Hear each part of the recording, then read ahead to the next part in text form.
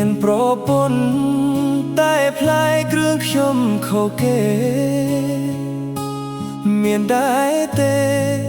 ប្រពន្ធបានតែពេលថ្ងៃយប់អូនក្បែរគេមានមេហាមបងខលទៅស្រឡាញ់ក៏យល់ចិត្តពើ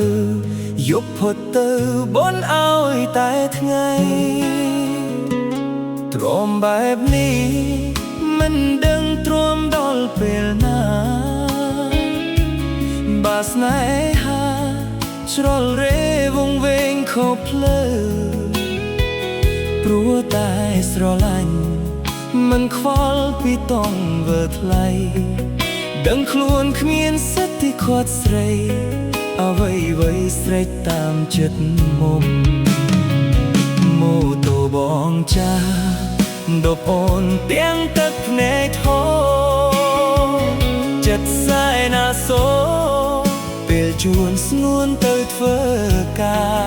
របើសិនគេសួរព្រមអ្នកនេះគឺជាអ្នកណាអូនអាចប្រាប់គេវិញថាជាអ្នកស្គាល់អ្នកចិត្តខាងស្រីខ្លួនបងក្រ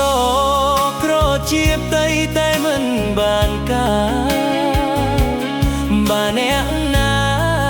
គេមានគេសុំស្នេហ៍ស្រីរៀបការចោអូនកុំឲ្យដូចបងណាថ្លៃ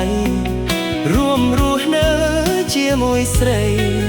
ជាបតីដែលគ្មាន